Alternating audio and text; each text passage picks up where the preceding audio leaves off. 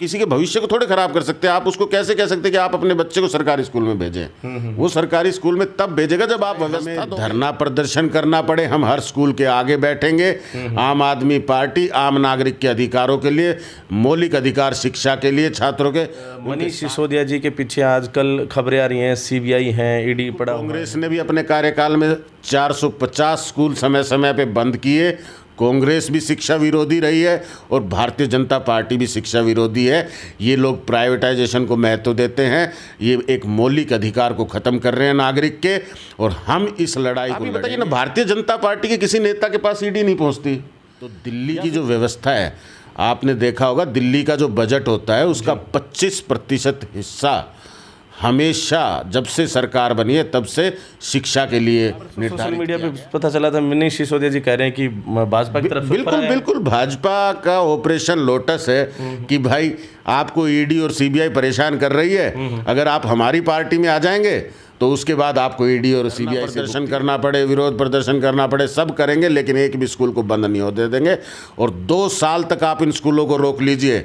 हम विश्वास दिलाते हैं 2 साल बाद आम आदमी पार्टी की सरकार आएगी तो दिल्ली की तर्ज पे, जैसे स्कूल दिल्ली में हमने फ्री शिक्षा जैसे नागरिक को प्राप्त कराई है, वैसे ही हरियाणा में हर नागरिक को, हर छात्र को फ्री में शिक्षा और गुणवत्तापूर्वक शिक्षा मिलेगी। डॉक्टर साहब बताएं, ये आजकल जो सरकारी स्कूलों को सरकार बंद करवा रही है, कुछ इस तरह की जो चर्चाएं हैं वो जोर शोर पर हैं। बिल्कुल, जैसा कि हम देख रहे हैं, भाजपा सरकार ने अभी फैसला लिया है कि 105 सरकारी स्कूलों को संख्या के आधार पे बंद किया जाएगा। संख्या यानी विद्यार्थियों की संख्या? विद्यार्थियों की संख्या, जहाँ पर भी उन्हें 20 से कम छात्र संख्या है, उन स्कूलों को वो बंद करके और दूसरे स्कूलों के साथ मर्ज करने का प्लान कर रही है। और इससे जो है, जो स्कूल जो बड़ी मेहनत और मशक्क़त से खुले थे वो सभी बंद हो जाएंगे और ग्रामीणों को भारी नुकसान हो रहा है। तो ये जो स्कूल होंगे, प्राइमरी होंगे, मिडिल होंगे, कौन से स्कूल, मतलब कौन? सभी तरह के स्कूल इसमें सम्मिलित हैं। कहीं प्राइमरी भी हैं, कहीं मिडिल भी हैं और कहीं सीनियर सेकेंडरी भी हैं। अच्छा। संख्या के आधार पे ये फैसला ले लिया गया है कि इन्हें बंद कर दिया जाए। मतलब चाहे गाँव का हो, शहर का हो, लेकिन बस संख्या अगर कम है तो उसको मर्ज कर दिया जाएगा। बिल्कुल। सरकार बजाय ये देखने के कि संख्या कम क्यों है, सरकार की क्या कमी रही इसमें, वो ये दोष डाल रही है उस इलाके पे, उन अभिभावकों पे कि आप लोगों के कारण ये संख्या नहीं है तो हम इसको बंद कर रहे हैं। जी। ये जो स्कूल हैं, सरकारी स्कूल, काफ़ी स्कूलों के अंदर बहुत सारे कमरे अनुदान पर बने हुए हैं जो गांव के लोगों ने ही दिया है दान जैसे, और फिर वो भवन निर्मित हुआ है। ख़ास तौर पर बात ये कि ये एक अपने आप में गाँव के लोगों के लिए क्षति तो है ही, समाज के लोग जो भी हैं, और साथ में वो बच्चे जो स्कूलों में जा रहे हैं, चाहे वो 20 हैं, चाहे वो किसी भी परिवार से संबंधित हैं, गरीब परिवारों के बच्चे खास तौर पर जो सामर्थ्य नहीं है वो सरकारी स्कूल में खास तौर पर जाते हैं, तो उनके लिए तो बहुत बड़ी क्षति होने वाली है। बिल्कुल, ये भारी क्षति है। और शिक्षा एक हर छात्र का, हर नागरिक का मौलिक अधिकार है, और सरकार को शिक्षा जो है वो फ्री मुहैया करानी चाहिए। कोई भी व्यक्ति शिक्षा से वंचित ना रहे, उसके आर्थिक आधार पे ये सरकार की पॉलिसी होनी चाहिए। लेकिन बिल्कुल उसके विपरीत भारतीय जनता पार्टी काम कर रही है।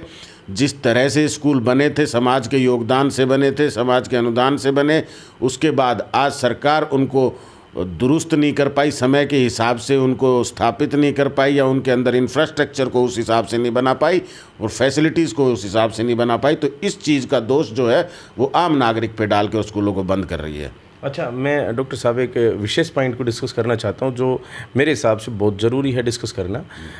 इट्स ओके कि सरकार की कहीं खामियां रही होंगी, पूर्व सरकार की, वर्तमान सरकार जो भी है, इन सभी सरकारों की दिक्कत रही होंगी, लेकिन जो मुख्य जो हिस्सा है इस कड़ी में वो हैं सरकारी शिक्षक। सरकारी शिक्षकों में भी बहुत बार मतलब कि इस तरह की चर्चाएं आई हैं कि वो अच्छी तरह से मेहनत नहीं करते। हम ये नहीं कहते सभी, लेकिन बहुत सारे लोग ना करते हैं मेहनत, इसी वजह से इस तरह के हालात सरकारी स्कूलों के, क्योंकि प्राइवेट संस्थाओं में वो अपने बच्चों को ही पढ़ाने के लिए भेजते हैं जबकि खुद सरकारी शिक्षक हैं। देखिए, आप कह रहे हैं कि सरकारी शिक्षक जो है अपने बच्चे को प्राइवेट स्कूल में भेजता है, क्यों ना भेजे वो प्राइवेट स्कूल में? जब सरकारी स्कूल जो है उसमें व्यवस्थाएं नहीं है, उसमें वो टीचिंग की वो क्लास नहीं है, वो आज के लेवल की पढ़ाई नहीं पढ़ा पा रहा है, वो किस कारण से नहीं पढ़ा पा रहा है? उसका कारण शिक्षक केवल भर नहीं है, उसका कारण है वहाँ का इंफ्रास्ट्रक्चर, वहाँ की फैसिलिटीज़। अगर सरकार ये सब वहाँ मुहैया कराएगी तभी तो कोई अध्यापक मेहनत कर पाएगा। बिल्कुल जायज़ बात। जब अध्यापक मेहनत करे किस चीज़ पे, छत टपक रही है, बेंच है नहीं बैठने के लिए, मिड डे मील इस तरह से चल रही है जैसे कूड़े करकट के साथ बीच में खाना बनाया जा रहा हो, इस व्यवस्था के अंदर आप कैसे उम्मीद कर सकते हैं किसी अभिभावक से कि वो अपने बच्चे को स्कूल में भेजेगा? तो सरकार ये है दोगलापन कर रही है, शिक्षकों को इसमें मोहरा बनाया जा रहा है। शिक्षकों को इसमें कोई दोष नहीं है। एक शिक्षक, कोई भी, आप किसी के भविष्य को थोड़े खराब कर सकते हैं। आप उसको कैसे कह सकते हैं कि आप अपने बच्चे को सरकारी स्कूल में भेजें? वो सरकारी स्कूल में तब भेजेगा जब आप व्यवस्था दोगे। तो पहले आप व्यवस्था दो, फिर संख्या मांगो। हाँ जी, हाँ जी। अच्छा, एक और, जैसे हम सरकारी नौकरी में चाहे कोई कैंडिडेट हो या जो भी राजनेता है, पॉलिटिशियंस हैं, वो सभी हैं तो समाज के अंदर से ही। तो जैसे आपने बताया कि बेसिक जो सुविधाएं हैं वो होनी चाहिए। इट्स ओके कि बहुत सारे ऐसे स्कूल्स हैं जिनके अंदर बेसिक जो सुविधाएं हैं वो नहीं है, जैसे बिल्डिंग प्रॉपर नहीं है, या फिर पानी टपक रहा है छत से, या फिर और ऐसी सुविधाएं हैं। लेकिन बहुत सारी ऐसी बिल्डिंग्स हैं स्कूल्स की जो बहुत ही अच्छी हैं, नवीनीकरण के साथ हैं। बहुत सारे जो साधन जो आप कह सकते हैं जो होने चाहिए, वहाँ सब कुछ मुहैया सरकार ने करवा रखा है। और सरकार का जो बजट है छोटे से छोटे स्कूल के ऊपर, टेक्निकल बात है सर ये, कि एक छोटे से स्कूल के अंदर, एक प्राइमरी स्कूल जिसके अंदर जैसे 20 से कम बच्चे भी हैं, तो उसके अंदर भी महीने का, जैसे सभी टीचर्स की तनख्वाह, पियोन की तनख्वाह और अन्य खर्चे जो लगाकर 10 लाख से ऊपर, कहीं ना कहीं हमने जब रिसर्च किया तो मिनिमम 10 लाख से ऊपर एक खर्चा आ रहा है। बिल्कुल। अब वो मतलब कि संख्या, जब मान लीजिए आज से कुछ साल पहले, जैसे आप भी और मैं भी सरकारी स्कूलों से पास आउट है, एक बड़ी संख्या में लोग थे, अब आज वो वहाँ पर नहीं है। किसकी कमी कहेंगे? देखिए, आप ये समझ लीजिए, अगर वो प्राइवेट स्कूल जो है जी, वो क्या दे रहा है? वो भी तो वही इंफ्रास्ट्रक्चर दे रहा है जी, वही टीचर है जो उस स्टूडेंट पे मेहनत कर रहा है। यहाँ भी वो अध्यापक मौजूद है जो अपने स्टूडेंट पे मेहनत करना चाहता है और बेहतर काबिलियत है उसमें काबिलियत भी है, उसको ज़्यादा वेतन भी मिल रहा है जी। और उसके बावजूद भी अगर आम नागरिक का विश्वास सरकारी व्यवस्था पर नहीं बन पा रहा है तो इसमें सरकारें ही जिम्मेदार हैं।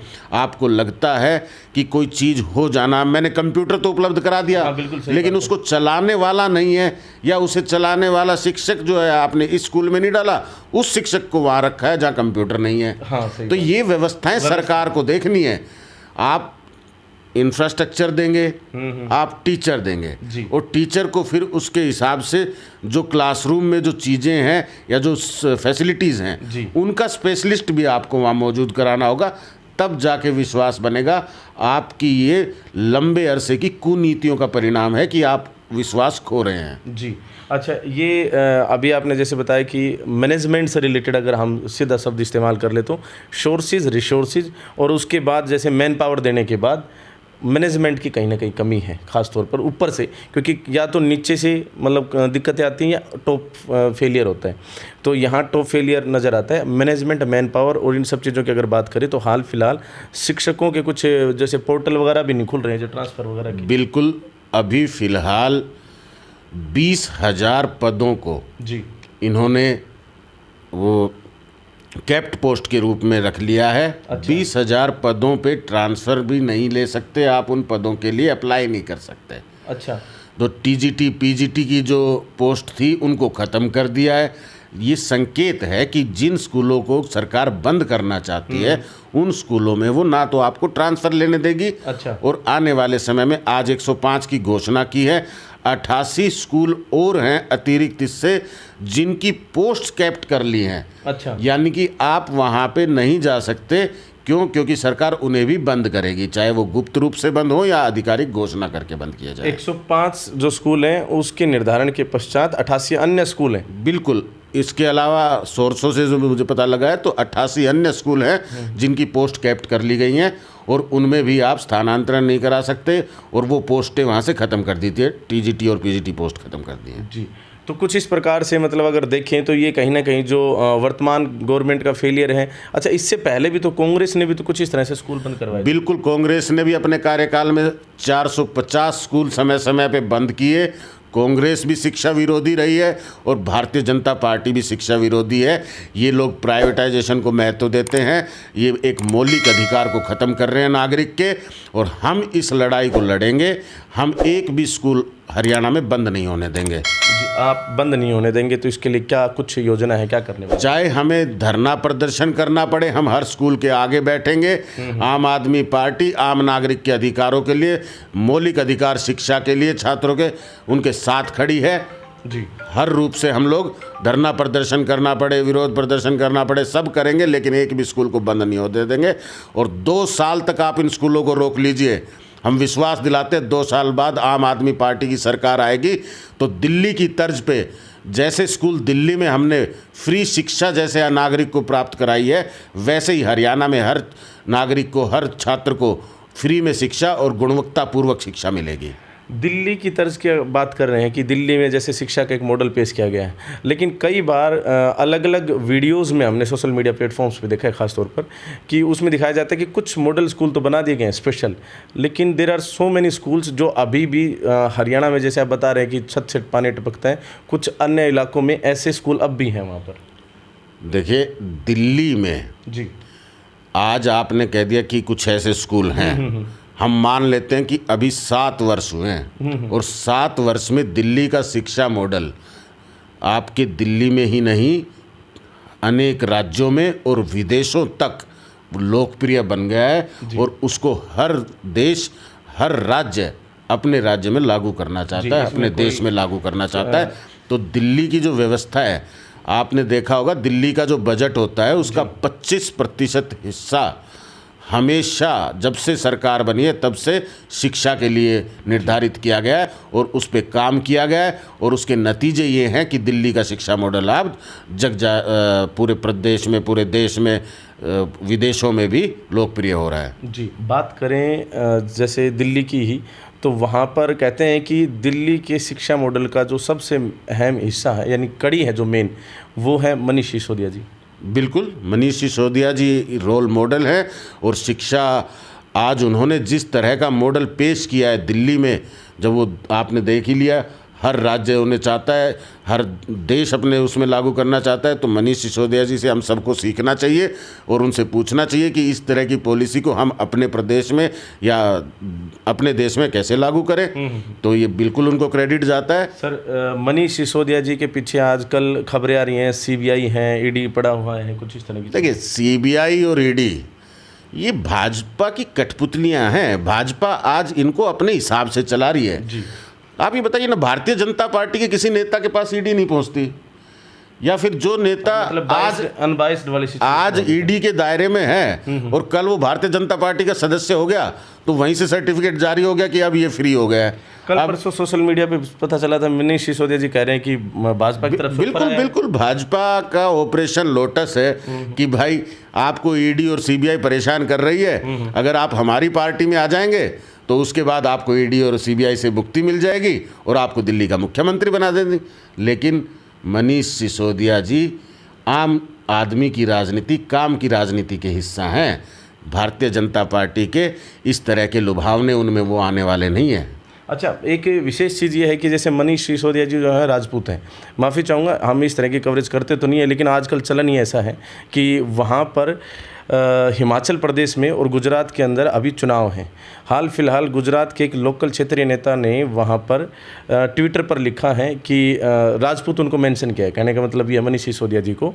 तो कहीं ऐसा तो नहीं है कि आम आदमी पार्टी या फिर जो पार्टी के संयोजक हैं केजरीवाल जी मनीष सिसोदिया जी की छवि बनाने में लगे हुए हैं, एक राजपूत की छवि, ताकि वहाँ से वोट बैंक तैयार हो और हिमाचल और गुजरात के अंदर कुछ पॉजिटिव जो खबरें हैं आम आदमी पार्टी को मिले? देखिए, आप कह रहे हैं कि राजपूत, अब मैं यादव हूँ जी, तो मुझे अपना ऊपर यदुवंशी होने पे प्राउड होना चाहिए, गर्व होना चाहिए कि नहीं होना चाहिए? जी, मैं गर्व कर सकता हूँ। नहीं, वहाँ जैसे छवि बनाने की कोशिश की जा रही है, कोई छवि बनाने की कोशिश नहीं की जा रही। मनीष सिसोदिया जी ने यही कहा है कि आप चाहे जितना जोर लगा लें, मैं राजपूत हूँ और मैं इतनी ताकत रखता हूँ कि आपके खिलाफ लड़ूंगा, आखिरी दम तक मैं सौदा नहीं करूँगा आम नागरिक के अधिकारों का। जी, ये उन्होंने कहा है।